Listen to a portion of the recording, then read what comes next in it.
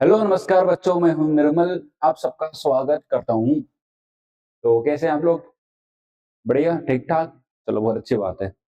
तो आज हम क्या डिस्कस करने वाले हैं? देखो, आज हम डिस्कस करने वाले हैं सोशल साइंस का जो इकोनॉमिक का पोर्शन है, उसमें जो चैप्टर नंबर सेकंड है, sector of the Indian economy. कौन सा है? Sector of the Indian economy. ठीक है, आज हम ये डिस्कस करने वाले हैं। देखिए, ये चैप्टर यदि आपने पढ़ लिया तो पूरी इकोनॉमिक आपको इजीली समझ में आ जाएगी। ठीक है, क्योंकि बेस कहां से बनता है? पूरा इसी चैप्टर से। मेरा मानना यह है कि यही आपका बेस बना के देगा पूरी इकोनॉमिक का। ठीक है, क्लास 9 में ऐसा होता है कि बच्चा ऊपर ऊपर से पढ़ के आता है, लेकिन क्लास 10th में ऐसा नहीं चलेगा। आपको डीप में पढ़ना पड़ेगी सारी चीजें। ठीक है, अभी क्लास 9 का सिलेबस क्या आएगा वो नहीं पता, लेकिन हाँ, 10th का सिलेबस आपका सेम रहेगा। ठीक है, चलो, सिलेबस मतलब कंटेंट बिल्कुल आपका सेम रहेगा। चलो हम स्टार्ट करते हैं। तो आपका चैप्टर का हेडिंग क्या है? Sectors of the Indian economy. अब यहाँ पर दो वर्ड समझो। पहला वर्ड क्या है आपका? सेक्टर। दूसरा वर्ड क्या है आपका? इकोनॉमी। अच्छा, इकोनॉमी का मतलब क्या होता है समझो। भारत की अर्थव्यवस्था, एक होता है अर्थशास्त्र। हम जो पढ़ने वाले हैं वो है अर्थव्यवस्था यानी इकोनॉमी। अर्थशास्त्र आप कहीं ना कहीं बुकों में, किताबों में, आप जब मार्केट के बारे में स्टडी करते हो तो वो क्या कहलाता है आपका? अर्थशास्त्र। जब मार्केट में वो चीजों को इम्प्लीमेंट करते हो यानी लागू करोगे तो वो कहलाएगा आपका अर्थव्यवस्था यानी इकोनॉमी। और हमें वही पढ़ना है। ठीक है, अब यहाँ पर एक और वर्ड लिखा है सेक्टर्स। सेक्टर्स थोड़ा सा लेट समझाऊंगा। ठीक है, अभी इकोनॉमी समझ लिया ना आपने? देखो, सेक्टर अपना आप समझ में आएगा। अब यहाँ देखो, सेक्टर से पहले उसका क्लासिफिकेशन समझो। चलो, सेक्टर समझ लो। अब बाजार गए हो आपने? बाजार में अलग अलग टाइप के लोग देखे होंगे। कोई गेहूं बेच रहा है, कोई इंडस्ट्री खोल के बैठा हुआ है, कोई दुकान खोल के बैठा हुआ है ना? या तो कोई पानी बेच रहा है, या तो कोई एरोप्लेन चला रहा है ना, या कोई बस सर्विसेज चला रहा है, या कोई रेलवे चला रहा है। ये क्या है? अलग अलग फॉर्म है। ठीक है, अलग अलग फॉर्म मतलब किस, कोई खेती कर रहा है भैया, कोई क्या है? किसान है। यहाँ समझो, है ना? यहाँ समझना।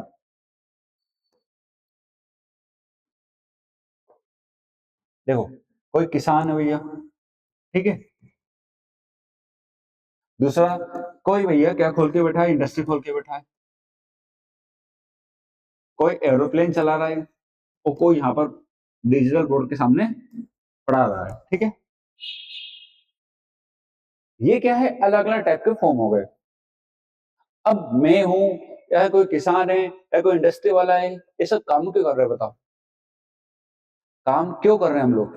क्यों कर रहे हैं ये सब काम? ठीक है, क्यों क्यों इतनी सारी दुकानें खोल के बैठा है कोई? क्यों इतना बड़ा मार्केट खोल के बैठा है कोई? सीधा सीधा एक ही उसका ऑब्जेक्टिव, एक ही उद्देश्य है, वो कमाना। बस, कमाने के लिए बैठा है वो। क्या कमाने के लिए बैठा है? पैसा। पैसा क्यों कमाना है उसको? प्रॉफिट के लिए। और प्रॉफिट कमाएगा तो ऑब्वियसली कमा रहा है वो। तो ये सब किसके अंदर आएगा आपका? इकोनॉमिक एक्टिविटी के अंदर आएगा। क्या आएगा? ये सब किसके अंदर आएगा? आपका इकोनॉमिक एक्टिविटीज के अंदर आएगा। हम सब इकोनॉमिक एक्टिविटीज तो कर रहे हैं, मैं भी कर रहा हूँ। और आप जिस मोबाइल भी देख रहे हो, लैपटॉप पे देख रहे हो, वो आपने किसी से लिया होगा। तो जिससे लिया आपने, वो भी एक इकोनॉमिक एक्टिविटी कर रहा है। आपने इंटरनेट पैकेज डलवाया होगा, तो जिस कंपनी का आपने इंटरनेट पैकेज लिया होगा वो भी क्या है? इकोनॉमिक एक्टिविटी के अंदर आएगा। फ्री में आपको इंटरनेट तो दिया नहीं होगा, उसने पैसे लिए होंगे कुछ 300 350 रुपए, आपने उसके लिए पे किया होगा। तो पे किया, इसका मतलब वो किसके अंदर आ गया? आपका इकोनॉमिक एक्टिविटी के अंदर आ गया। अब इसी इकोनॉमिक एक्टिविटी को हमने अलग अलग कैटेगरी में बांट दिया। इसी इकोनॉमिक एक्टिविटी को अलग अलग कैटेगरी में बांटा, तो वही क्या कहलाया? हमारा सेक्टर कहलाया। समझ में आ गया? वो क्या कहलाया? हमारा सेक्टर कहलाया। सिंपल है। चलो, हमें समझना क्या होगा कि हमने क्या करा, सारी इकोनॉमिक एक्टिविटी को ग्रुप में बांट दिया। जैसा मैं बताया मैंने आपको, तो कौन किसान किस कैटेगरी में आएगा, मार्केट कौन सी कैटेगरी में आएगी, एरोप्लेन कौन सा कैटेगरी में आएगा, मैं पढ़ा रहा हूँ तो इकोनॉमी की कौन सी कैटेगरी में आएगा। तो मैंने इन सबका कर दिया, ग्रुपिंग कर दिया। ठीक है, अब जैसे हिंदी में किसी भी देश की अर्थव्यवस्था बेहतर समझने के लिए उसे विभिन्न क्षेत्रों में बांटा जाता है। सिंपल है, मैंने अभी आपको अलग अलग इकोनॉमिक एक्टिविटी समझाई है। ठीक है, अब अलग अलग इकोनॉमिक एक्टिविटी समझाई तो भैया अब यदि मैं इतनी सारी स्टडी करूंगा तो इकोनॉमी इतनी बड़ी हो जाएगी। तो मैंने क्या करा है, अलग अलग कैटेगरी में उनको रख दिया है। जैसे भैया अब मैं यदि आपके पेपर हुआ, अभी एग्जाम हुआ, यदि मैं एक एक भैया की उस बच्चे का एग्जाम हुआ, यदि मैं बोलूं बच्चे की जगह क्लास का, क्लास 10 का एग्जाम हुआ, क्लास 12 का एग्जाम हुआ, तो मैंने कैटेगरी में उसको बांट दिया, उसको ग्रुपिंग कर दी, उसकी क्या कर दी, ग्रुपिंग। तो यही होती है हमारे इकोनॉमिक एक्टिविटी के अंदर भी, उसमें क्या कर देते हैं, ग्रुपिंग कर देते हैं। ठीक है, चलो अब आगे समझते हैं। अब देखो अलग अलग यहाँ पर मैंने क्लासिफिकेशन करवाया है, जैसे नेचर के बेस पर, कंडीशन के बेस पर, ऑनरशिप के बेस पर। ये पूरा आपके सिलेबस के अकॉर्डिंग है, वैसे और भी डिवीजन होते हैं, लेकिन आपके सिलेबस में कितने डिवीजन दिए, 3 टाइप के। पहला कौन सा दिया है, नेचर के आधार पर, दूसरा दिया है कंडीशन के आधार पर, और तीसरा दिया है ऑनरशिप के आधार पर। ये नहीं तीनों अच्छे से समझ लिए तो बच्चे क्या इकोनॉमी पूरी कंप्लीट है ना। चलो मैं यही समझा देता हूँ। चलो पहला कौन सा आपका, प्राइमरी। चलो प्राइमरी से पहले आप यहाँ समझो कुछ चीजें। पहला जो मैं आधार आपको समझाने वाला हूँ वो नेचर के बेस पर है, नेचर के आधार पर है, यानी प्रकृति के आधार पर है। ठीक, चलो इसमें मैं करता क्या हूं, सीधा सीधा मैं इसमें यूज करूंगा किसका, यूज करूंगा मैं अपना नेचुरल रिसोर्स का। किसका यूज करूंगा, प्राकृतिक संसाधनों का। ठीक है, अब प्राकृतिक संसाधन यानी नेचुरल रिसोर्स का यूज करता हूं तो वो कौन सी कैटेगरी में आएगी सर, तो वो आएगी आपकी प्राइमरी के अंदर। किसके अंदर आएगी, आपकी प्राइमरी के अंदर आएगी, यानी प्राथमिक, क्या बोलते हैं उसको हिंदी में, प्राइमरी, इंग्लिश हिंदी यही समझो। ठीक है, वो एक्टिविटी जिसके अंदर मैं नेचुरल रिसोर्सेज का यूज करता हूं, समझने मेरी बात, किसको यूज करता हूं, नेचुरल रिसोर्सेज का यूज करता हूं, वो आएगा आपका प्राइमरी के अंदर। जैसे समझ में नहीं आ सकता, एग्जाम्पल के साथ समझाओ, जैसे खेती करना, जैसे खेती करना, जैसे माइनिंग ना, जैसे फिशरीज। मुझे बताओ ये सब कैसा है, प्राकृतिक, क्या इंसानों ने बनाया क्या इसको, खेती इंसानों ने बनाई क्या, इंसान खेती करता बनाता नहीं है। तो ये किसका किसका यूज कर रहे हैं हम लोग, नेचुरल रिसोर्सेज का। दूसरा दिया है माइनिंग। माइनिंग बताओ मुझे, कोयला वगैरह निकालना है तो कोयला क्या अपना, मतलब कोयला क्या इंसानों ने बना दिया, नहीं भैया, प्रकृति अपनी अपना बना है। माइनिंग हो गई, फिशरीज हो गई। तो ये वो इकोनॉमिक एक्टिविटी से, कौन सी, प्राइमरी इकोनॉमिक एक्टिविटी, जिसमें हम लोग किसका यूज करते हैं, नेचुरल रिसोर्सेज का। अब मैंने क्या किया पता है, मैंने नहीं किया, हमारे इकोनॉमिस्ट जो थे उन्होंने क्या किया है, जहां जहां हम नेचुरल रिसोर्सेज का यूज करते हैं वो सबको इन्होंने किस कैटेगरी में डाल दिया है, प्राइमरी के अंदर। इसके अंदर डाल दिया है प्राइमरी के अंदर। सुनो, हम लोग पढ़ रहे हैं sector of the Indian economy, जिसमें हम लोग पढ़ रहे हैं नेचर के बेस पर कितने डिवीजन है इकोनॉमिक के, जिसमें मैंने आपको पहला टाइप बता दिया कौन सा, प्राइमरी। कौन सा पहला टाइप कौन सा बता दिया आपको, प्राइमरी। चलो हम दूसरा पढ़ते हैं, दूसरा पढ़ते हैं। ठीक है, दूसरा कौन सा होगा आपका, सेकेंडरी। दूसरा कौन सा होगा आपका, सेकेंडरी। अब मेरी बात सुनना, मैंने अभी प्राइमरी में क्या किया था बताओ, मैंने प्राइमरी में क्या किया था अभी, सर मैंने प्राइमरी में नेचुरल रिसोर्स को निकाला था। क्या करी मैंने, खेती की, और खेती करने से मुझे क्या मिल गया, रॉ मटेरियल। क्या मिल गया मुझे, रॉ मटेरियल मिल गया। जैसे गेहूं, मैं यदि अच्छा सा प्यारा सा एग्जांपल लूं तो मैं लूंगा किसका, कौन सा कलर यूज करें, गेहूं यानी वीट। अभी गेहूं का सीजन चल रही है ना, अभी कौन सी क्रॉप है, रबी क्रॉप चल रही है। अपन इसका एग्जांपल लेते हैं, समझो। प्राइमरी के अंदर क्या बोल रहा हूं मैं, चलो चलो, प्राइमरी के अंदर मैंने क्या करा, नेचुरल रिसोर्स का एक्सप्लॉयटेशन किया। किसका किया, नेचुरल रिसोर्स का एक्सप्लॉयटेशन करा। मैंने खेती की, रॉ मटेरियल निकाला, वो क्या निकाला, गेहूं। क्या निकाला यहाँ पर मैंने, गेहूं। अच्छा, माइनिंग का भी यूज कर सकते हो आप, कोई भी है ना। 90% स्टूडेंट का यूज करते हैं खेती, एग्रीकल्चर, रट्टा मार है ना, रट्टे मान लिया उन लोगों ने। अब मुझे जो दूसरी इकोनॉमिक एक्टिविटी की बात करनी है वो है आपका,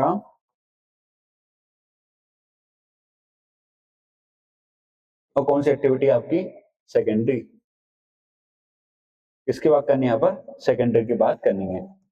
ठीक है, चलो, मैंने रॉ मटेरियल निकाल लिया, खेती कर ली, माइनिंग कर ली, सब कर लिया।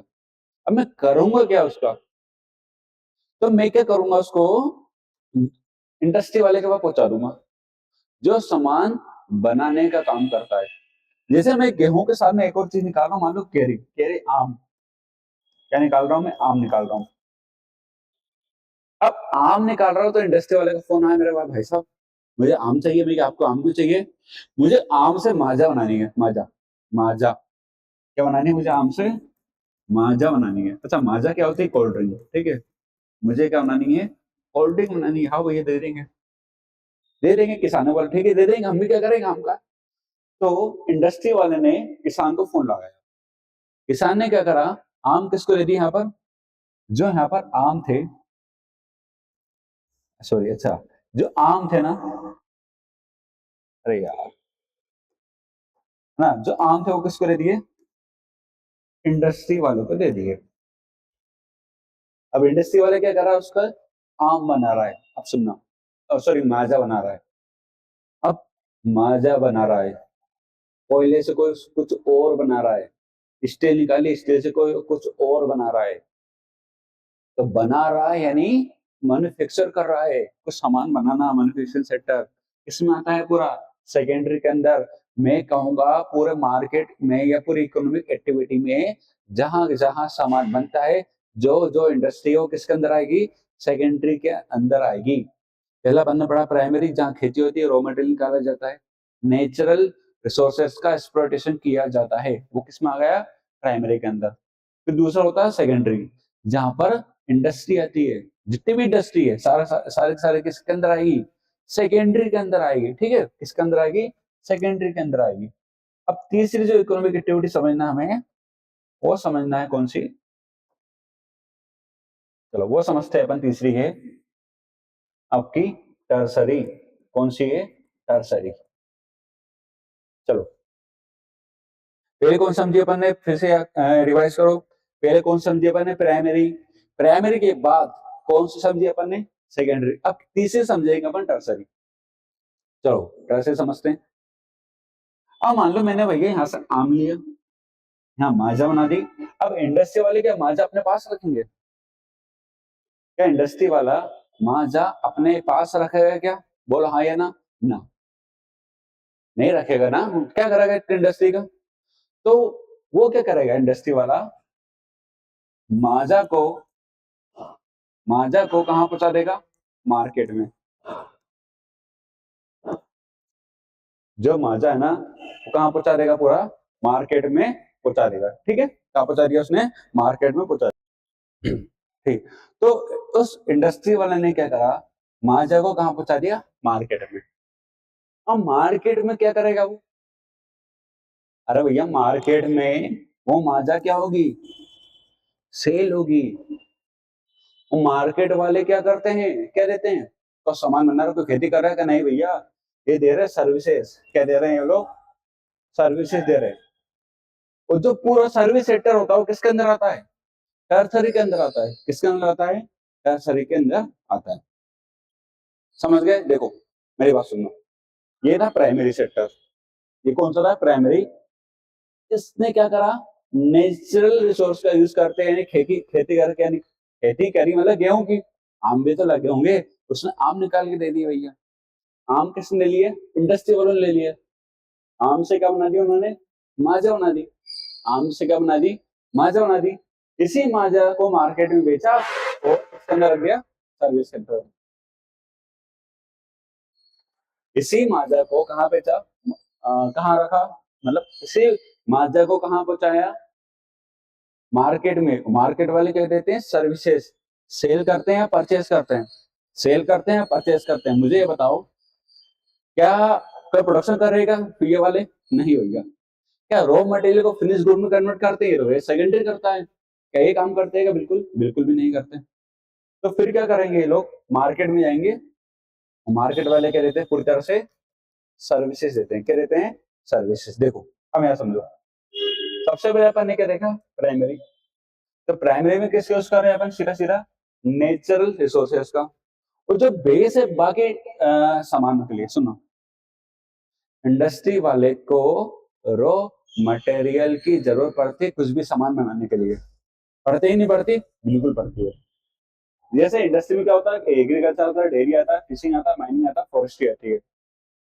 ये सब कैसे आ रहे हैं, सीधा सीधा नेचुरल रिसोर्सेज की वजह से आ रहे हैं। अब दूसरा अपन क्या देखा, दूसरा देखा प्राइमरी। प्राइमरी में क्या करता है, जो नेचुरल रिसोर्सेज आए, अरे मानो गेहूं आया, आम आया, ये सब जो भी आए, हमने उसको मैन्युफैक्चर किया। कहाँ कहाँ किया, फैक्ट्रीज में, किसी वर्कशॉप में, या घर पर भी। घर पर भी तो अचार, आम का अचार वगैरह बनता है कि नहीं बनता, नींबू वगैरह अचार बनता है कि नहीं बनता, बिल्कुल बनता है। तो जैसे कॉटन निकाली, कॉटन से यौन बनाया, यौन से हमने क्या बनाया, कपड़े, क्लोथ। अब ऐसा कपड़ा वगैरह कहाँ जाएंगे, टर्सरी के अंदर जाएंगे। ठीक, कहाँ जाएंगे, टर्सरी के अंदर। ठीक है। अब टर्सरी को सामान नहीं बनाता है, इस बात का विशेष रूप से ध्यान रखना, मैंने आपको पहले बता दिया था। सीधे सीधे ये क्या करता है, सेल करता है, परचेस देता है, सर्विस देता है। जैसे आपका ट्रांसपोर्टेशन सर्विस में आता है, बैंकिंग आपका सर्विसेज के अंदर आता है, ट्रांसपोर्टेशन आपका सर्विसेज के अंदर आता है, कम्युनिकेशन आपका सर्विसेज के अंदर आता है, ट्रेड करना वो भी किसके अंदर आता है, सर्विसेज के अंदर आता है। ठीक है, तो तीनों चीज किसके अंदर आती है, आपकी सर्विसेज के अंदर ही आती है। ठीक है, चलो आगे बढ़ते हैं। अब क्या ये तीनों सेक्टर एक दूसरे से इंटरडिपेंड है क्या, मतलब प्राइमरी, सेकेंडरी, टर्सरी, क्या एक दूसरे के ऊपर डिपेंड करते हैं कि नहीं करते, हाँ या ना, बताओ। मैंने क्या पढ़ा आपको, तीन सेक्टर, प्राइमरी, सेकेंडरी, टर्सरी। क्या ये तीनों एक दूसरे के ऊपर डिपेंड करते हैं क्या, बोलो हाँ कि ना। बिल्कुल करते हैं, यस। तो क्या करते हैं, प्राइमरी, सेकेंडरी, टर्सरी, ये तीनों एक दूसरे के ऊपर क्या करते हैं, डिपेंड करते हैं। कैसे, समझो। जैसे एक रिलेशन समझते हैं, ठीक है, समझो। एक मिल है, उसको क्या बनानी है, शुगर बनानी है। शुगर वगैरह समझते हो, शुगर केन से बनती है वो। अब मान लो किसी किसान ने शुगर केन देने से मना कर दिया, तो फिर क्या हुआ, मिल चल पाएगी क्या? अरे मिल मतलब होता है छोटे छोटे प्लांट वगैरह होते हैं ना, बड़ी बड़ी फैक्ट्री वगैरह, उसको मिल बोलते हैं। ठीक है। अब मान लो मैंने अभी आपको एग्जांपल दिया था आम का। यदि किसी मिल वाले को किसान ने आम देने से मना कर दिया, तो क्या माजा बना पाएगा, हाँ कि ना, बिल्कुल नहीं बना पाएगा। तो अब मान लो किसान है, किसान की भी अड़ी है क्या? अरे यहाँ तो मिल वालों की अड़ी है कि किसान वालों की अड़ी है क्या? बिल्कुल हाँ, अड़ी है भैया। देखो समझो, किसान को भी क्या चाहिए, फर्टिलाइजर, मशीनें चाहिए, पंप चाहिए। ये थोड़ा वो खेतों से निकाल लेगा। अरे मुझे फर्टिलाइजर का खेतों से निकालेगा क्या है, क्या पेड़ लगाएगा मशीनों के? नहीं लगाएगा ना, तो उसको कहाँ से आएगा, सब इंडस्ट्री से आएगा। और इंडस्ट्री से कहाँ जाएगा, मार्केट में। जब मार्केट में चीज आएगी नहीं, मार्केट में फर्टिलाइजर नहीं आएगा, मार्केट में ट्रेक्टर वगैरह फर्टिलाइजर नहीं आएंगे, तो क्या किसान को मिल पाएंगे क्या? बिल्कुल भी नहीं मिल पाएंगे। तो मैं कहूंगा तीनों सेक्टर, प्राइमरी को, सेकेंडरी और टर्सरी, एक दूसरे के ऊपर क्या है, ये डिपेंड करते हैं। क्या करते हैं, एक दूसरे के ऊपर डिपेंड करते हैं। समझ में आया कि नहीं आया? बिल्कुल ठीक है, चलो। How to count GDP. अब आता है कि भैया हमने इतनी बड़ी कहानी क्यों समझी, प्राइमरी अलग समझा, सेकेंडरी अलग समझा, टर्सरी अलग समझा। ये सब हमने इसलिए समझा क्योंकि हमें किसमें मतलब ये समझो कि इन सबका कंट्रीब्यूशन कहाँ पर है, हमारे देश की इकोनॉमी में। और हमारे देश की इकोनॉमी कैसे नापोगे आप, जीडीपी से। कैसे नापोगे, जीडीपी। चलो सबसे टफ टॉपिक लगता है बच्चों जीडीपी समझना, पता नहीं क्यों। चलिए अब मैं आपको आसान लैंग्वेज में समझाऊंगा। चलो ठीक है, तो यहाँ पर कुछ चीजें समझो। जीडीपी क्या होती है, किस प्रकार से जीडीपी को काउंट किया जाता है। तो हमें बढ़िया 3 एग्जांपल लेंगे अपन, ठीक है। देखो पहले जीडीपी की डेफिनेशन देखो, ये क्या है, टोटल वैल्यू है। It is the total value, किसकी टोटल वैल्यू होती है ये, फाइनल गुड्स एंड सर्विस की, फाइनल गुड्स एंड सर्विस की, जिसका प्रोडक्शन, जिसका प्रोडक्शन कहाँ होता है, with in boundary of country, कहाँ होता है, बाउंड्री के अंदर, है ना, जो कि एक साल में होता है। अब आपको कहने के टुकड़ों में मैंने डेफिनेशन लिख दी होगी, लग रहा होगा सर ये क्या लिखा, total value final goods and service, production होता है बाउंड्री के अंदर होता है, एक साल के अंदर होता है। अब समझो, मैं एक चीज समझाता हूँ। यहाँ पर लिखा मैंने टोटल वैल्यू, सबसे पहले एक वर्ड लिखा टोटल वैल्यू, इसको समझो पहले, किसको समझते हैं, टोटल वैल्यू को समझो, टोटल वैल्यू क्या होती है समझना। मैं, आप 3 लोग हैं, एक, इसका नाम रख देते अपन मोनू, दूसरे का नाम रख देते गोलू, चलो इसका नाम है गोलू, इसका नाम है सोनू, मोनू गोलू सोनू, सोनू है ना, मोनू गोलू सोनू, 3 लोग हैं। एक परिवार में 3 लोग हैं, 3 सदस्य। एक सदस्य करता है किसानी, यानी किसान यानी किस में आते हैं, एग्रीकल्चर, एग्रीकल्चर किस सेक्टर में आता है, प्राइमरी के अंदर, किस में आता है, प्राइमरी के अंदर। चलो ये गोलू क्या करता है, अचार वगैरह बनाता है, तो किसके अंदर आएगा, सेकेंडरी के अंदर आएगा। और जो सोनू है वो क्या करता है, दुकान खोल के बैठा है अचार की, ये क्या निकाल रहा है, ये आम निकाल रहा है, ये क्या बना रहे, अचार बना रहे, वो अचार की दुकान खोल के बैठा है, क्या खोल के बैठा, दुकान यानी शॉप खोल कर बैठा हुआ है। समझ में आया। तो एक ही घर के अंदर 3 एक्टिविटी हो रही है, एक ही घर में क्या हो रही है, 3 एक्टिविटी हो रही है। अब मुझे भैया पता करना है कि भाई इसने आम कितना निकाला, इसने अचार कितना बनाया, इसने दुकान में कितना बेचा। तो मैं मान के चलता हूँ कि इन तीनों की हमें क्या निकालनी पड़ेगी, वैल्यू निकालनी पड़ेगी। कैसे निकालोगे, चलो मैं बोलता है कि भैया इसने 15 पेड़ों से क्या निकाला, आम निकाला। इसने 40 नहीं, इसने 200 किलो क्या बेचा, अचार बेचा। इसने क्या करा, दुकान वाले ने 10,000 का अचार बेचा। अब जीडीपी में कैसे नापोगे इसको, 15 पेड़ ये लिखोगे, 200 किलो है ये लिखोगे, ये लिखोगे, बताओ तुम। 15 पेड़ों से आम निकाला, 200 किलो अचार बनाया और 10,000 का अचार बेचा। अब क्या करे अपन, करे क्या इनको, क्या करें इनको, क्या एक काम करो, 10 इसको 10,000 की जगह लिखो, रुपीज की जगह लिखो। मैं और अभी आपके लिए टफ कर देता हूँ। मान लो इसने 100 बॉक्स क्या बेचे, अचार बेचे। अब बोलो कैसे नापोगे इसको। मैं तीनों को कैलकुलेट कर लूंगा, किसके अंदर, रुपीस के अंदर। तीनों को मैं कैलकुलेट करूंगा किसके अंदर, रुपीस के अंदर। कैसे करूंगा, मैंने मान लो 15 पेड़ों से कितने आम निकाले, मान लो मैंने एक पेड़ से निकाला कम से कम 40, 30 से 40 आम निकाले, 30 से 40 निकाले, तो 15 को मैं कैलकुलेट करूंगा 3 से, 15 3 75, 750 आम निकाले हैं। एक आम की वैल्यू निकाल के सकता हूँ मैं 10 रुपए, तो 750 की कितनी होगी बताओ, 7,500 रुपए, 7,500 रुपए। ठीक है, अब 200 किलो है, मान के चलो कि मैंने 1 किलो के अचार की कीमत क्या रखी, 100 रुपए, तो 200 किलो की कितनी रखूंगा बताओ, सर 200 किलो की हो जाएगी समथिंग हमारी 20,000 रुपए। अब मान के चलो कि 100 डब्बे बेचे, एक डब्बे की कीमत कितनी, 200 रुपए, 100 डब्बे बेचे मैंने, तो अच्छा 100 डब्बे बेचे हैं, ठीक है, तो 100 डब्बे की कीमत कितनी लग हो गई। हमें एक काम करते हैं, अभी कीमत ज्यादा लाते हैं, एक डब्बा लाते हैं 2,000 रुपए का, ठीक है, 100 डब्बे बेचे हैं, तो कितना हो गया लगभग 2 लाख रुपए। तो मैंने क्या किया, यहाँ पर सबकी वैल्यू निकाल के बैठा हूँ, सबकी वैल्यू निकाल के बैठ गया हूं मैं। भाई मुझे जीडीपी में कैलकुलेट करना है। अब मैं 15 पेड़, 200 किलो, 100 डब्बे ऐसे लिख नहीं सकता। तो मैं क्या निकालूंगा, उनकी वैल्यू। क्या निकालूंगा, उनकी वैल्यू। चलो वैल्यू तो निकाल ली। तो सर एक बात बताओ, हाँ जीडीपी में आम अलग से कैलकुलेट होगा, अचार अलग से होगा, 100 डब्बे अलग से होगा? नहीं भैया, मैंने एक लाइन वो लिखी डेफिनेशन में, समझो। Final goods and services. अब पूरी इकोनॉमी आप पढ़ के देख लो, या तो गुड्स होगा या तो सर्विस होगी। गुड्स मतलब क्या होता है बताओ?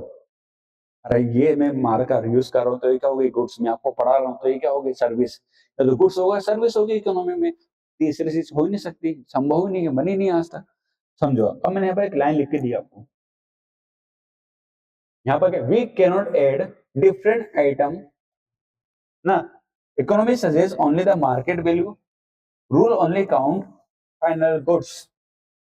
मतलब इसमें कौन सी कैलकुलेट नहीं करेंगे हम लोग, इंटरमीडिएट कैलकुलेट नहीं करेंगे। एक, चलो नहीं छोड़ो, इसमें जाओ। हम लोग किसमें कैलकुलेट करें, क्या कैलकुलेट करेंगे, फाइनल गुड्स एंड सर्विस को। समझो, मैं यदि 15 पेड़ को भी ऐड करूं, अचार को भी ऐड करूं, बहुत डब्बों को भी कैलकुलेट करूं, तो कैलकुलेशन कितनी बार हो रही है, तीन तीन बार हो रही है। कितनी बार हो रही है, तीन तीन बार। अब यदि मैं इनको बार बार कैलकुलेट करूंगा तो ये किसी गुड से इंटरमीडिएट गुड। यहाँ पर आम क्या है, पेड़ क्या इंटरमीडिएट गुड है। 200 किलो आम निकाले, इंटरमीडिएट गुड है। यहाँ पर मैंने 100 डब्बे अबे रखे हुए मार्केट दुकान के अंदर, वो भी कैसे, इंटरमीडिएट गुड्स, जिनको हम लोग कैलकुलेट नहीं करते हैं।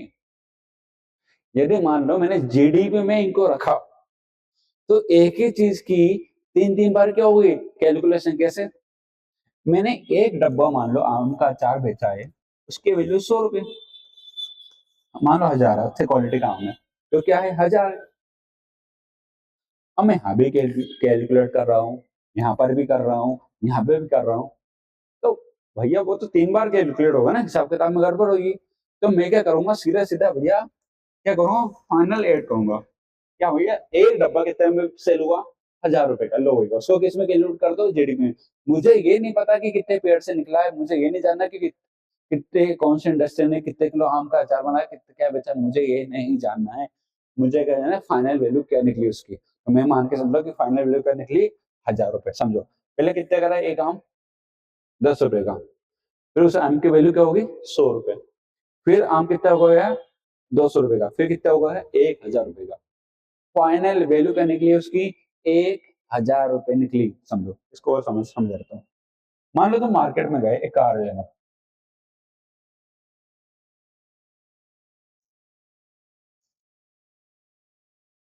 क्या लेने गए, तुम्हें कार पसंद आ गई, तुम कार लेने गए हो, ठीक है। उसका गेट, ये दो खिड़कियां, बड़ी कार अपने पास, ठीक है। या चलो वो तो कुछ ही और महंगा, ठीक है। ये पुराने जमाने की कार लेने गए, तो कार में क्या क्या है, सारे स्पेयर पार्ट आए, आए कि नहीं आए, टायर वगैरह सब आए। तो अब मुझे ये बताओ, जब आप कार लेने जाओगे तो कार वाला बताएगा भाई टायर इतना का लगा है इसमें, स्पीकर इतना का लगाया, मैंने इंजन इतना का लगाया, ऑयल इतना डाला, एक बिल बना के देगा अलग से? नहीं भैया, वो बिल बताएगा पूरी कार का। बिल किसका बनाएगा, पूरी कार का बनाएगा। तो कार क्या है उसके लिए, फाइनल गुड्स। सपोज करो आप एक टायर लेने गए, तो बिल किसका बनेगा, केवल इस टायर का। समझो, बिल किसका बनेगा इसका, केवल इस टायर का बिल बनेगा, पूरी कार का बिल नहीं बनेगा। कोई कार, अब सिर्फ टायर लेने गए तो टायर क्या है उस समय, फाइनल गुड्स। यदि आप पूरी कार लेने गए तो कार क्या कहलाएगी उसमें, फाइनल गुड्स। यदि आपको कार वाला वेट टायर के हिसाब के अलग अलग जोड़ के दे, तो कहीं कैलकुलेशन छोटी होगी बड़ी होगी, बहुत बड़ी हो जाएगी। तो उसको अवॉइड करना पड़ेगा। और सिर्फ क्या ऐड होगी आपकी, final goods and services he add होगी। क्या होगी इसमें, final goods and services he add होगी। ठीक, अब समझो आगे और समझते अपन। तो देखें अब क्या लिखा आगे, प्रोडक्शन कहाँ हो रहा है, बाउंड्री के अंदर। समझना, प्रोडक्शन कहाँ होना चाहिए, बाउंड्री के अंदर ही होना चाहिए। प्रोडक्शन कहाँ होना चाहिए? बाउंड्री के अंदर। समझो, ये मानते हैं हम, ये मेरा देश है, ये देश की बाउंड्री है। चलो छोड़ो उसको, अपन अच्छे से बनाते हैं।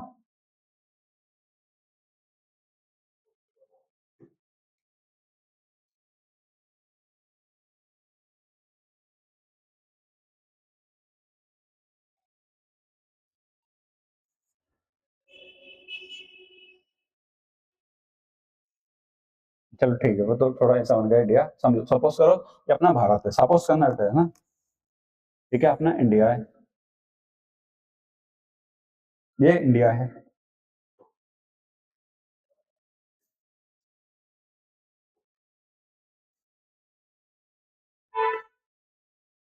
एक सेकंड रुकना, ठीक है, और मैंने लेते हैं। अच्छा,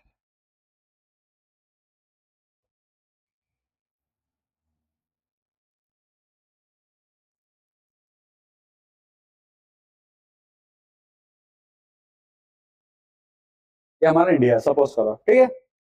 अब इंडिया जो है ना, कहाँ से टच करता है सर? 12 नॉटिकल माइल तक। 12 नॉटिकल माइल तक इंडिया की बाउंड्री यानी समुद्र टच करती है। अब इस इंडिया के अंदर कोई खेती कर रहा होगा, हमारी कंट्री के अंदर कोई खेती कर रहा होगा, कोई इंडस्ट्री खोल के बैठा हुआ, कोई दुकान खोल के बैठा हुआ, कोई प्राइमरी सेक्टर में काम कर रहा होगा, कोई सेकेंडरी में, कोई टर्सरी के अंदर। कर रहा है कि नहीं कर रहा है? सब बिल्कुल कर रहा है। क्या कर रहा है? बिल्कुल कर रहा है। तो मुझे बताओ, ये सब काम कहाँ हो रहा है? बाउंड्री के अंदर हो रहा है।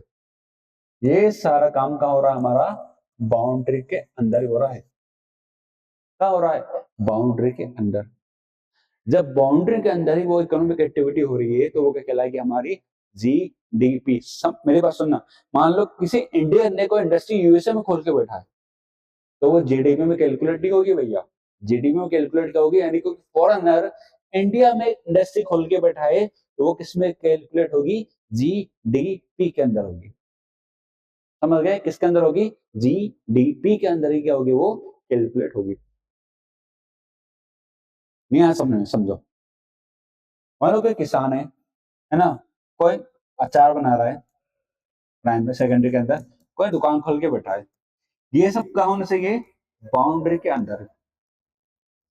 बाउंड्री के बाहर नहीं, बाउंड्री के अंदर ही होना चाहिए। बाउंड्री के बाहर नहीं होना चाहिए। चाहे वो समुद्र में बैठ कर बना रहा है, समुद्र में बाउंड्री कहाँ तक? हमारी 12 नॉटिकल माइल तक है। 12 नॉटिकल माइल तक ही हमारे देश की बाउंड्री, वहीं तक ही क्या होना चाहिए? इसका प्रोडक्शन होना चाहिए। और बाउंड्री के अंदर ही हो रहा है, तो उसको हम लोग कैलकुलेट करेंगे किसके अंदर? जीडीपी के अंदर। किसके अंदर? जीडीपी के अंदर। और बाहर हो रहा है तो सर जीबी के, सॉरी, बाहर हो रहा तो कहलाएगा जीएनपी। अच्छा, जीडीपी का फुल फॉर्म नहीं बताया ना, ग्रोस डोमेस्टिक प्रोडक्ट, ठीक है, ये क्या होती है? जीडीपी। अब फाइनली पढ़ते हैं जीडीपी होती क्या है। जीडीपी एक टोटल वैल्यू है, बता दिया, समझ में आ गई डेफिनेशन। किसको कैलकुलेट करते हैं इसमें? केवल फाइनल गुड्स एंड सर्विस को। किसको कैलकुलेट करते हैं? फाइनल गुड्स एंड सर्विस को, जो कहाँ प्रोडक्शन हो रहा है? जिसका बाउंड्री के अंदर, बाउंड्री के बाहर नहीं, बाउंड्री के अंदर। वो कितने साल में कैलकुलेट करते हैं? 1 साल के अंदर। और हम लोग जीडीपी को हमेशा मार्केट वैल्यू में ही कैलकुलेट करते हैं, इस बात का ध्यान रखना। GDP always calculate in market value only, मतलब बाजार मूल्य पर ही जीडीपी का कैलकुलेशन होता है। समझ में आ गया? यदि हम लोग मार्केट बेस ईयर पे करें, एक होता है बेस ईयर, एक होता है मार्केट। यदि हम लोग बेस ईयर पे करा तो बहुत पुरानी दिखाता है बेस ईयर, 10-12 साल पहले की। हम लोग मार्केट वैल्यू, मतलब जो मार्केट में प्राइस चल रहा है सामानों का, उस पे कैलकुलेट करते हैं। जीडीपी से जीडीपी ऊपर दिखती है ना? हाँ, जीडीपी से क्या दिखती है? ऊपर। तो अब समझते हैं आगे कहानी। चलो एक जीडीपी का एग्जाम्पल है वो, ठीक है। जैसे मान लो गेहूं है 20 रुपए का, और 25 रुपए का क्या हुआ? आटा हो गया। तो कीमत कितनी हो गई? 25 और 20, 45। ये मान लो 20 का आटा लिया किसी ने, सॉरी 20 का क्या लिया? गेहूं। गेहूं से आटा बनाया, आटे से क्या बनाया? बिस्किट। अब यहाँ पर 80 रुपीज के लिए पे किया, तो 80 रुपीज क्या हो गया? यहाँ पर फाइनल वैल्यू हो गई। जो 80 रुपए हुए ना, वो क्या हो गया यहाँ पर? Final value. अब मान लो भैया आप 20 को भी ऐड करें, 25 को भी ऐड करें, 80 को भी अलग से ऐड करें, तो क्या हो गई? डबल काउंटिंग हो गई। डबल काउंटिंग जीडीपी में अवॉइड करना चाहिए। तो हमेशा जीडीपी में क्या होना चाहिए, फाइनल गुड, हमेशा क्या होना चाहिए, फाइनल गुड। ठीक है, चलो चलो आगे बढ़े। ये डेफिनेशन पूरी अपन ने समझ लिया। अब समझते हैं कि किस प्रकार से एक जीडीपी में जो तीनों सेक्टर है उनका एकदम से शिफ्ट कैसे देखने को मिला, समझो। अपन बात करते हैं 1951 की, 1951 की। मुझे बता देश कैसा था, नया नया आजाद हुआ था। हम कहीं ना कहीं उस समय बिलीव करते थे किसके में, सिर्फ प्राइमरी के अंदर, या उस समय सिर्फ क्या की जा रही थी, खेती की जा रही थी। क्या की जा रही थी, केवल खेती। फिर धीरे धीरे इंडस्ट्री ओपन होने लगी तो लोग कहाँ शिफ्ट होने लगे, इंडस्ट्री की तरफ। फिर दुकानें शिफ्ट हो गई, सॉरी दुकानें बनने लगी, मतलब मार्केट लोग होने लगे, तो लोग किसकी तरफ शिफ्ट हो गए, मार्केट की तरफ। कहाँ शिफ्ट हो गए, केवल मार्केट की तरफ। तो हमें वही शिफ्ट पढ़ना है कि किस प्रकार से शिफ्ट हुए। चलो ठीक है, समझो। यदि मैं तीनों को मतलब तीनों को कंपेयर करूं, तो सबसे ज्यादा मुझे कंट्रीब्यूशन जीडीपी के अंदर किसका मिलेगा, टर्सरी के अंदर। मुझे बताओ, किसी शहर में गया हो, सबसे ज्यादा क्या मिलेगी, इंडस्ट्री मिलेगी कि खेती मिलेगी कि आपको दुकानें मिलेगी। ऑब्वियसली मार्केट मिलेगा। शहर डेवलप हुआ हो किसकी वजह से, मार्केट की वजह से, कोचिंग सेंटर की वजह से, स्कूलों की वजह से, यूनिवर्सिटी की वजह से। तो ये सब क्या दे रहे, सर्विसेज दे रहे। तो ऑब्वियसली जीडीपी के अंदर किसका ज्यादा कंट्रीब्यूशन दिखेगा, टर्सरी का। सीधी सीधी बात है, ठीक है। तो कहीं ना कहीं आप मिले, इनिशियली प्राइमरी सेक्टर क्या था, इंपॉर्टेंट था। फिर बाद में किसी तरफ शिफ्ट हो गए, सेकेंडरी की तरफ। अब कहाँ शिफ्ट हो गए हम लोग, सर्विस सेक्टर की तरफ, यानी टर्सरी की तरफ। और जीडीपी में आप देखोगे सेवा क्षेत्र ही जो टर्सरी सेक्टर है उसका कंट्रीब्यूशन सबसे ज्यादा देखने को मिलेगा। अच्छा, बढ़ क्यों रहा है, क्या रीजन है इसके बाद, देखो। स्कूल, हॉस्पिटल, पुलिस स्टेशन, ये सब क्या है, अरे सर्विस के अंदर आते हैं ना। सरकार हो या प्राइवेट हो, सब इसको क्या दे रही है, बढ़ावा दे रही है। हॉस्पिटल प्राइवेट मिलेंगे आपको, सरकारी भी मिलेंगे। स्कूल आपको प्राइवेट भी मिलेंगे, सरकारी भी मिलेंगे। पुलिस स्टेशन तो सरकारी होता ही है ना। बाकी चीज आपको और भी मिलेगी, दुकानें वगैरह सब मिलेगी, मार्केट, मॉल, सिनेमा हॉल, सब कुछ मिलेगा देखने को। अब जैसे मान लो एग्रीकल्चर इंडस्ट्री हो, तो उनको क्या चाहिए, ट्रांसपोर्टेशन और ट्रेड चाहिए। इंडस्ट्री ने सामान बना के बैठ भी गया, सामान को कैसे पहुंचाएगा, हाथ ऐसे कंधे पर रख के, है ना, नहीं ना। तो सीधे सीधा ट्रांसपोर्टेशन की जरूरत पड़ेगी उसको। किसकी जरूरत पड़ेगी, ट्रांसपोर्टेशन की। और ट्रांसपोर्टेशन किसके अंदर आता है, सर्विस के अंदर आता है। ये भी किसके अंदर आएगा, सर्विस के अंदर, ठीक है। इनकम राइज हो रही है, सीधी सीधी बात है, लोगों की इनकम बढ़ रही है, तो लोग घूमने जा रहे हैं, गोवा जा रहे हैं ना, बेंगलोर जा रहे हैं, सिंगापुर जा रहे हैं, बाली जा रहे हैं, पता नहीं कहाँ कहाँ घूमने जा रहे हैं, ठीक है। शॉपिंग कर रहे हैं। देखो कितने मॉल खुल गए, कितने दुकानें खुल गई। दुकानें, मॉल खुलना या दुकानों का बढ़ना, ये साबित कर रहा है कि भाई लोगों की जेब में पैसा है। लोगों की जेब को पैसा, मतलब लोगों से खर्चा कराओ, ठीक है। बाहर बढ़िया खाना खाना जाओ, मोमोज, पानी पूरी, है ना, खट्टा मीठे की पानी पूरी, ठीक है। और सीधे सीधे क्या किसका जमाना आ गया, आईटी का। मैं पढ़ा किसके, मतलब पढ़ा कैसे पढ़ा रहा हूँ, आईटी के बेस से पढ़ा पा रहा हूँ, सीधी सीधी बात है। चलो अब ना, इंडिया जीबीए और एम्प्लॉयमेंट क्या होता है, समझो जीबीए क्या होता है।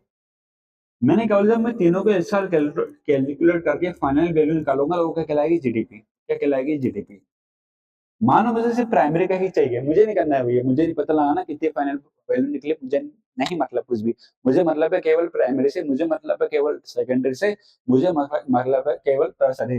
मैं किसी एक के ही निकाल लूंगा बस, मुझे नहीं मतलब तीनों से। तो जब किसी एक के निकालूंगा तो कहलाएगा जीवीए। क्या कहता है, कहलाएगा जीवीए, मतलब ग्रोस वैल्यू एडेड। क्या कहलाएगा वो, ग्रॉस वैल्यू एडेड कहलाएगा। समझ में आ गया, क्या कहलाएगा वो, ग्रॉस वैल्यू एडेड। जब किसी पर्टिकुलर सेक्टर की हम लोग मतलब किसी पर्टिकुलर सेक्टर की वैल्यू निकालते हैं तो वो क्या कहलाता है, जीबीए। तीनों का निकाल के फाइनल निकालते हैं तो वो क्या कहलाएगा, जीडीपी। क्या कहलाएगा, जीडीपी। अब जीबीए में और एम्प्लॉयमेंट में, तीनों में कंपेयर देखो, दोनों में कंपेयर देखो, ठीक है। यदि मैं बात करूं जीबीए में, तो वही टर्सरी सेक्टर का कंट्रीब्यूशन ज्यादा है, 54%। लेके बेटा जीबीए में कितना, 54-54%। अब मैं बात करता है एम्प्लॉयमेंट में। आपको लगता है सब जीडीपी का और जीबीए में टर्सरी सेक्टर सबसे ऊपर है, तो जो भी सबसे ज्यादा इसमें होगी, जो भी इसमें सबसे ज्यादा होगी, तो मैं कहूंगा आपकी गलत फहमी है। क्यों, अकेला ही प्राइमरी कितनी परसेंट लेके बैठा है? 44। मेरी बात सुनो, क्यों? क्या रीजन है इसका? क्या रीजन है इसका? समझो, मुझे बताओ, किसी गांव में जाओ, मान लो किसी गांव में गया मैं, मुझे बताओ गांव में क्या मॉल है क्या? नहीं। गांव में क्या बड़ी बड़ी यूनिवर्सिटी है क्या? नहीं। गांव में क्या मिलेगी आपको? केवल खेती। और खेती करने के लिए कोई डिग्री की जरूरत है क्या? नहीं। कोई ट्रेनिंग की जरूरत है क्या? नहीं। कोई पढ़ाई की जरूरत है क्या ज्यादा? नहीं। मतलब पढ़ाई करोगे तो अच्छे से खेती करोगे। मैं मतलब मैं कहना चाह रहा हूँ कि आपको डिग्री की जरूरत नहीं है। यदि घर में कोई खेती कर रहा हो तो वो खेती आराम से सिखा देगा। तो घर की ट्रेनिंग होती है, वो तो ठीक है, क्या होती है? घर की ट्रेनिंग होती है। बाकियों में आप मान लो भैया, किसी इंडस्ट्री में जाके आपको काम करना है तो आपको काम करना आना चाहिए। दुकान खोल के बेटा आपको दुकान चलाना आना चाहिए, पढ़ाना आना चाहिए ना, कंप्यूटर चलाना आना चाहिए। उसमें क्या चाहिए? स्किल। इन सब में क्या चाहिए? एक पर्टिकुलर फील्ड में स्किल चाहिए। इसमें बस सीख गया तो परमानेंट काम है। इसलिए लोग कहीं ना कहीं, और ऑप्शन भी नहीं है ना दूसरे ज्यादा। भैया उसके लिए आपको खर्चा करना पड़ेगा, पढ़ाई करना पड़ेगी, डिग्री लेना पड़ेगी। इसमें कोई डिग्री को कोई इतनी ज्यादा कोई जरूरत नहीं पड़ती। इसलिए इसमें कंट्रीब्यूशन ज्यादा गांव में आप देख लेना।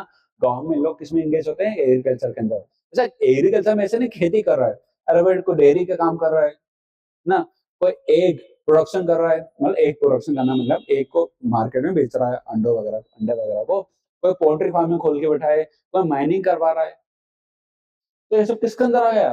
प्राइमरी के अंदर आ गया सीधे सीधा। तो प्राइमरी का जॉब के अंदर एम्प्लॉयमेंट में देखोगे तो प्राइमरी सबसे ऊपर है, बाकी चीज में देखोगे तो टर्सरी सबसे ऊपर है। कंफ्यूज मत होना, ठीक है? दोनों में कंफ्यूज मत होना। अब भैया प्राइमरी में इतने लोग काम कर रहे हैं, इतने लोग काम कर रहे हैं, मतलब खेती इतने लोग कर रहे हैं, किसी को ये नहीं पता कि हम बेरोजगार है कि नहीं हो। मान लो सपोज करो कि एक खेत है, 1 एकड़ की जमीन है छोटी सी, उसमें लगे हुए 8 लोग। कितने लोग लगे हुए? 8। जरूरत किसकी है? 2 की। ये 6 कौन है? लल्लू बल्लू, लल्लू बल्लू चल्लू, ये सब 6 लोग ये वो है। काम क्या करते हैं 6 लोग? कोई टिफिन देने जा रहा है, कोई पत्ते उठा रहा है, कोई गोबर उठा रहा है, कोई इनके पास फोन करता है, भाई बल्लू क्या कर रहा है? अरे यार कुछ नहीं भाई, बहुत काम है खेत पे, बहुत खेती करवाना पड़ती है, पापा की मदद करनी पड़ती है, ये वो कुछ काम नहीं है। अब यदि ये ना भी आए, खेलने भी चले जाए, तो क्या प्रोडक्शन में कोई फर्क पड़ेगा क्या?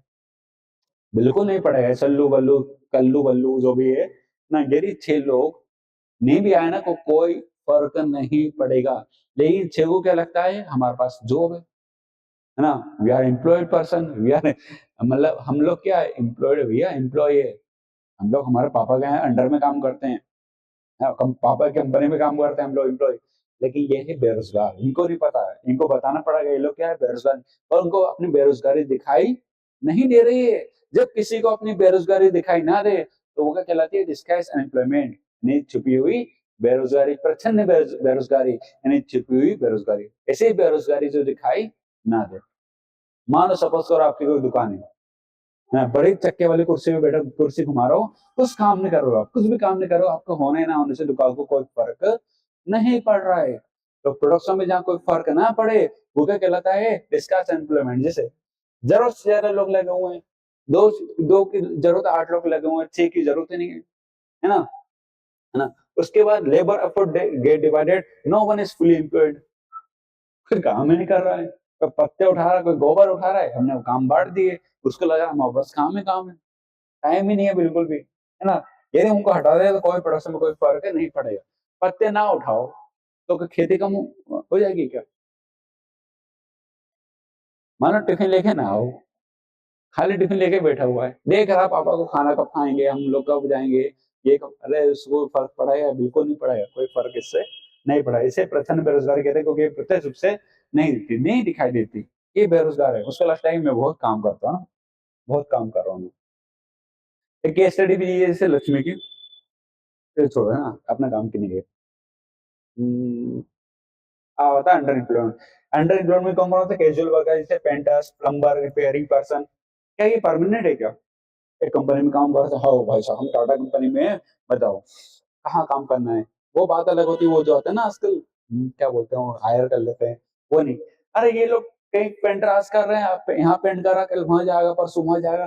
तो कैसे मतलब कभी रोजगार है कभी बेरोजगार है, ऐसा है, कभी रोजगार है कभी बेरोजगार है, परमानेंट नहीं, दे आर नॉट परमानेंट है, ठीक है। प्लम्बर, नल खराब होगा किसी का तभी तो बुलाएगा ना, पता चलो जबरदस्ती नल सुधारा जा रहा है, रिपेयरिंग पर्सन, ये सब कैसे अंडर एम्प्लॉयड, मतलब ये पूरी तरह से एम्प्लॉयड नहीं है, they are not completely employed.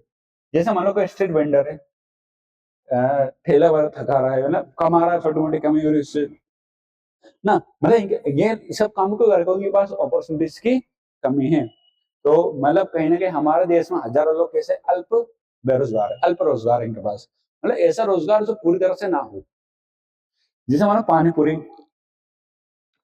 Suppose करो पेंटर, प्लम्बर, क्या ये सब पूरी तरह से एम्प्लॉयड है क्या? नहीं भैया, ये अंडर एम्प्लॉयड है पूरी तरह से, ये लोग इनके पास पूरी तरह से रोजगार नहीं है, क्या नहीं, इनके पास पूरी तरह से रोजगार नहीं है। चलो ठीक है, तो आज के लिए हम इतने ही, चलो एक एक टॉपिक को करवा देता हूँ लास्ट, फिर इसके बाद हम कल नेक्स्ट क्लास में समझेंगे, ठीक है। जैसे क्रिएटिंग जॉब, तो जॉब क्रिएट करना पड़ेगी, बेरोजगारी तो दिख रही है ना, साफ साफ उछल रही है बेरोजगारी, तो क्रिएट करना पड़ेगा। कैसे क्रिएट करोगे? इरिगेशन के थ्रू, डैम वगैरह बना दो, लोग काम करेंगे, खेती भी अच्छे से होगी, खेती भी अच्छे से होगी तो प्रोडक्शन बढ़ेगा। क्रेडिट दे दो, लोन वगैरह दे दो उनको, लोन से क्या होगा, फर्टिलाइजर खरीद लेंगे, फर्टिलाइजर खरीदेंगे, खेती करेंगे, इंफ्रा बना दो। चलो ठीक है, तो ये सब चीजें आज के लिए बहुत है, बाकी हम नेक्स्ट कुछ चीजें और बची है, जैसे कंडीशन के बेस पर डिवीजन पढ़ना है, वो हम नेक्स्ट क्लास में डिस्कस करेंगे, ठीक है। तो एक या दो पार्ट में आपका पूरा चैप्टर क्या हो जाएगा, कंप्लीट हो जाएगा। यदि कोई डाउट है कमेंट बॉक्स में डाल देना, अगली क्लास में आपका वो डाउट सोल्व कर दिया जाएगा। चलिए ठीक है, तो फिर मिलते हैं नेक्स्ट वीडियो में। तो आप इस क्लास को लाइक शेयर सब्सक्राइब कीजिएगा, आपको मतलब यही क्लासेस मिलते रहेंगे और हम पूरी क्लास 10 की एसएसटी कंप्लीट करेंगे आने वाले दिनों में, ठीक है। चलिए फिर मिलते हैं नेक्स्ट क्लास में, थैंक यू वेरी मच, जय हिंद।